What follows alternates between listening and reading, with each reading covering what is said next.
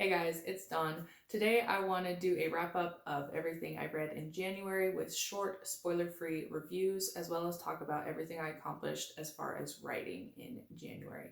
So let's jump into it. So, because the focus of my channel is adult speculative fiction, I'm going to start there rather than going chronologically how I read throughout the month. So first we have Rhythm of War, which is the fourth book in the Stormlight Archive by Brandon Sanderson. I noticed the last couple times I've edited videos, there's always like a glare on my books. It's because I'm using natural lighting, so sorry about that. Your girl's on a budget. So without going into spoilers, I really enjoyed this book. I thought it was a huge improvement from Oathbringer, which I thought had some kind of serious pacing issues that didn't work for me. So I was a little nervous going into this one because I worried that since I hadn't loved Oathbringer, maybe this series was kind of on a downward slope. But luckily, Brandon Sanderson pulled it out and came out with another winner, which I would put on the same level personally as Way of Kings, the first book, and Words of Radiance is still my favorite. I do recognize though that there are some things about this book that won't appeal to everyone. So for example, if you have no interest in the nitty gritty of the like fabrials, I think is what they're called. So like these like magical objects that are like almost scientific that do like heating and lighting and all these different things. There's going to be sections of this book that don't really interest you because he goes way into depth on them and does like a lot of like almost the scientific theory behind all of it. I found it fascinating, so if you're like me and enjoy that aspect of Brandon's writing, I think you'll really like this one. I also loved all the character arcs, especially with Navani of all people. I didn't think that she would become such a pivotal character. But I love what Brandon Sanderson did with her in this book. And like I said, I don't want to give spoilers and reference other characters that she interacts with, but I loved everything that happened with her, and I'm really excited for the fifth book. My only complaint was I didn't like one of the other more minor, I would say more secondary character storylines going on with a couple other characters. I feel like I can't say who it is because I feel like with a book that's not the first book in a series, anything you say is kind of a spoiler for the other books. But I don't know, there was one of the secondary storylines that was a little bit boring in my opinion. So for that reason, I gave Rhythm of War a 4.5 out of 5 stars on my ranking scale. Next we have Gardens of the Moon by Steven Erikson. This is the first book in Malazan Book of the Fallen. Oh man, this book took me for a wild ride.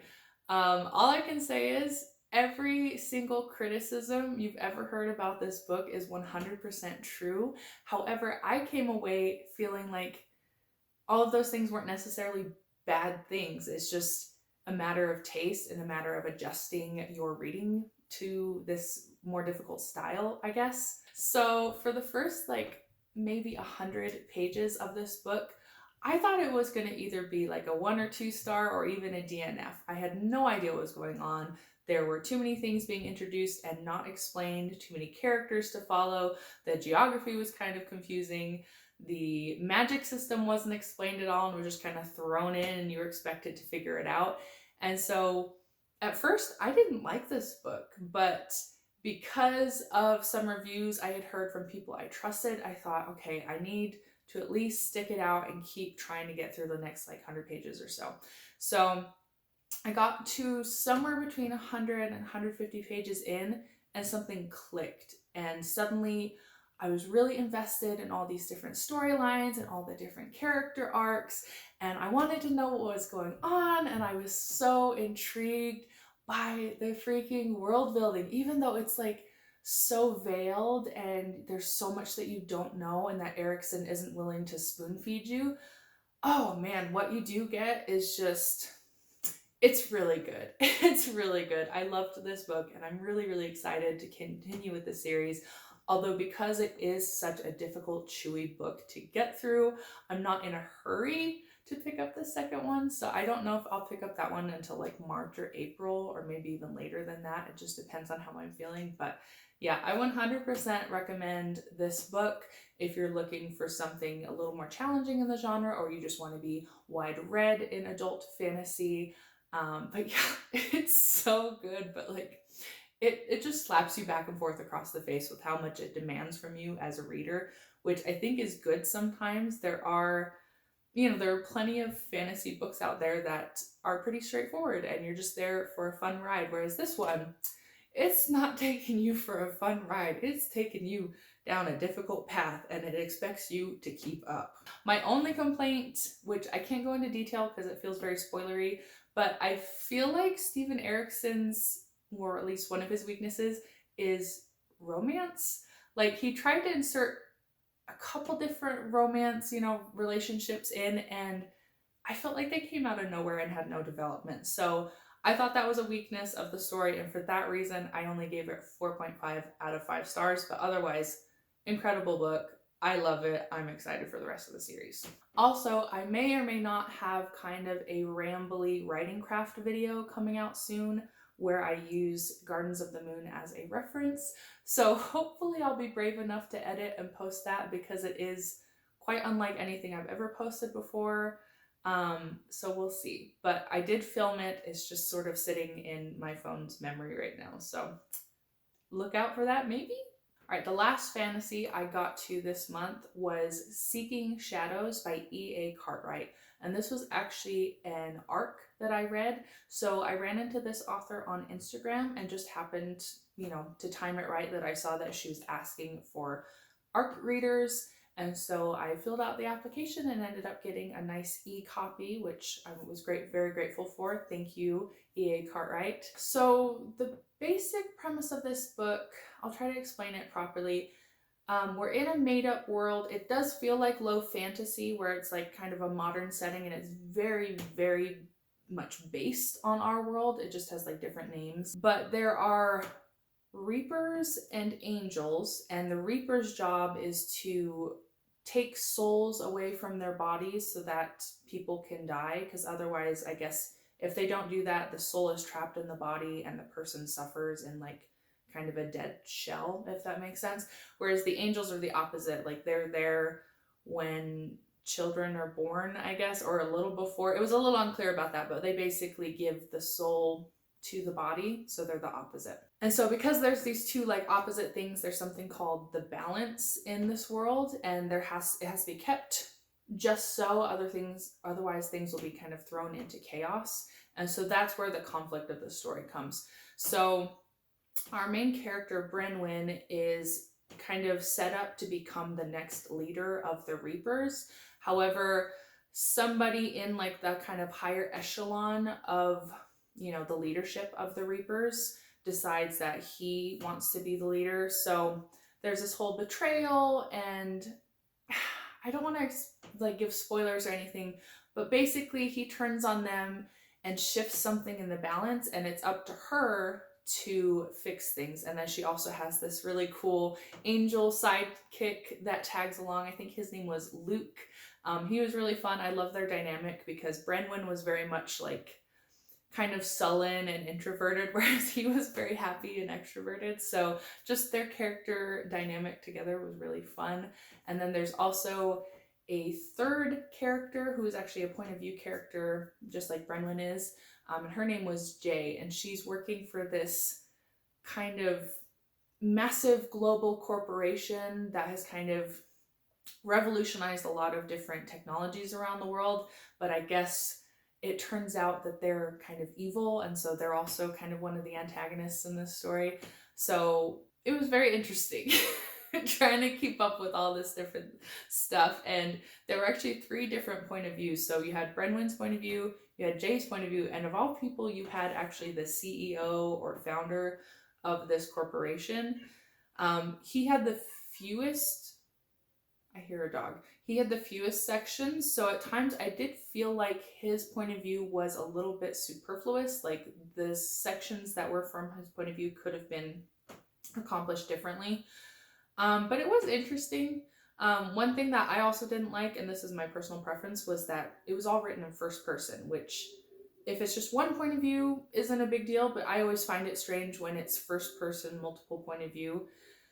And especially just because when you do that, it is so much more important for each character to feel like they have a distinct voice. And I think the author almost got it, but to me, it just still just, I mentally have a hard time transitioning from like, okay, this is their point of view, and then I switch to the other one. And it's still sort of the same thing where it's saying, I did this, I did that. So I don't know. I just think it's a weird choice. But obviously that's personal preference. So I don't think that's an actual like objective criticism of the book. It's just, if you happen to be like me and you don't like first person multiple point of view, this might not be one for you. Some of the plot line also got a little bit messy in the middle. I think there were some things that were resolved a little too easily and kind of seemed a bit cheesy. So for all those reasons, I ended up giving this book a 3 out of 5. I thought it was fun. I think it's definitely worth people's time if, for example, you heard the description and you found it interesting. But if you're just looking generally for urban fantasy and it didn't pique your interest based on how I described it, it might not be for you. But yeah, thank you once again to the author for the arc. I really enjoyed reading this story. Okay, so those are all 3 of the fantasy books I got to this month. Let's go into the other ones I read. So I listened to A Man Called Ove by Frederick Bachman on audiobook. So this is actually my second Frederick Bachman I've read. Last year I read Beartown and adored it. I gave it 5 stars. And this book was no different. I also gave it 5 stars and about died reading it. So I think this is actually Bachman's first novel he put out. And you can definitely feel that in some of the stylistic choices. Like he is very heavy on the as ifs, which is to say, he describes an action and then says like, as if da da da da da, metaphor or simile, whatever. I always get those mixed up. But, they're good in moderation, but in this book, it was like every description had to be that way. And like some of them were really clever and I really liked them, but it did just kind of bog down the writing a little bit, but for the most part, it was fine. It was a really, really beautiful character-driven story, which is about this, I guess he's an older man, he's like 60-ish, named Uva, who I guess you can describe him as a curmudgeon. I think that's the word you use. But he's basically just like this grumpy old busybody that's always trying to boss people around in his little like housing development. And the kind of kicking off point of the story, I guess I would say, after you kind of get to know him and learn like what a sourpuss he is and how he hates all his neighbors and they kind of don't like him either. This new family moves into the area and they just kind of turn his life upside down. And it's this really heartwarming story. You slowly get to know him through his interactions with this new family and with some of the other neighbors. And then it's also mixed in with this kind of frequent glance back at different points in his life. So going through his childhood to his early adult years, meeting his wife, their early relationship, and just things that happened to them. I mean, it's just good. It's just really good. I don't read a lot of literary fiction or contemporary fiction, so this is sort of out of my usual comfort zone. But I think Frederick Bachman is very accessible, and I think a wide variety of readers would enjoy his work. I don't think you have to be like an avid literary fiction or contemporary reader to enjoy Bachman. So I highly recommend this one. I also recommend Beartown. Sorry, my neighbor's dogs are barking. I don't know what they're barking at. But yeah, 100% worth your time. I love it. I'm going to keep reading Bachman's work because so far, 2 for 2 is a pretty good track record and I'm really impressed with what he does. So even though I did have that minor complaint about all the as-ifs in his writing, I still gave this book a 5 out of 5 just because of the experience and how it made me feel and how it made me think about aspects of life, especially growing old and kind of losing your place in the world and things changing around you and all those sort of themes. So excellent book, 5 out of 5. Next, we have 2 books that I'm going to talk about together because they're by the same author, and they are Lies Jane Austen Told Me and Lies, Love, and Breakfast at Tiffany's by Julie Wright. And I know everyone's really shocked right now because I think in the past I have definitely said, oh, I don't read romance, and I usually don't, but I found Lies Jane Austen Told Me at the thrift store a month or so back, and it was one that I had my eye on back when I used to work at a local bookstore, and I just never pulled the trigger on getting it because I didn't want to pay retail price for it. But then at the thrift store I saw it and I thought, you know what, this had caught my eye so long ago and it still interests me, so I'm gonna pick it up. And so I got it and I read it and I thought it was really cute. Yes, it's a dorky contemporary romance. It's not gonna blow your mind, it's not gonna change your life, but I thought it was really cute. I liked the characters. It's basically a Pride and Prejudice retelling with just a very like quirky, fun narrator who's very relatable and has hijinks and stuff, and you feel kind of awkward for her when she messes up and all that sort of thing. And I love the romantic interest. I thought he was really sweet and I liked their dynamic together. And just overall, it was a fun story and I enjoyed it. I gave it a 4 out of 5 stars. Which brings us to the other book, which I picked up because it's sort of a companion novel to Lies Jane Austen Told Me. So it's basically about the best friend of the main character from Lies Jane Austen Told Me. Her name was Emma. The best friend's name is Sylvia. And so it's her story and her romance. I feel like it's probably full of references to the movie Breakfast at Tiffany's. But I've never seen that movie and I don't actually know a lot about like Audrey Hepburn. She was referenced a lot in this book. So I think I would have appreciated it more if I had that background. But even without that, I thought it was pretty cute. I didn't like it as much as the first one or the other one with the Pride and Prejudice retelling, but it was still cute. And I actually preferred the love interest in this one. I thought, I don't know, he was just much more like my type. I don't know if I can say that because like I'm married. I don't think about that anymore. But just in comparison to the guy in the first book, he was just more along the lines of like what I think is cute, I guess.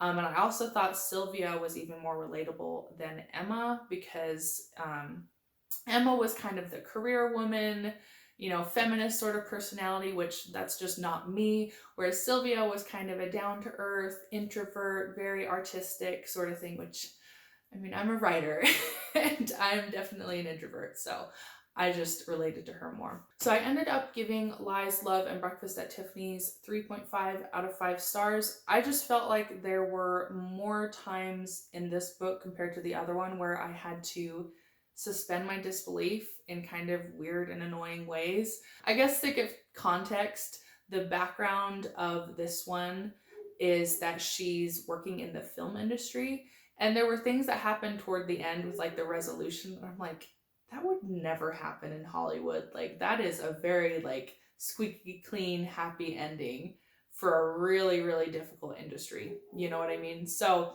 for that reason, it kind of like irked me a little bit, but I mean, it's romance. It's supposed to have a happy ending. So what can you do? But yeah, those were the 6 books I read in January. Okay, so lastly, sorry, this video is probably getting long. Let's talk about what I got done writing wise. So in total, in January, I got 16,302 words done. That's including revisions and drafting. So for revisions, I think it was about 4,000 words, and then the rest of it was all drafting.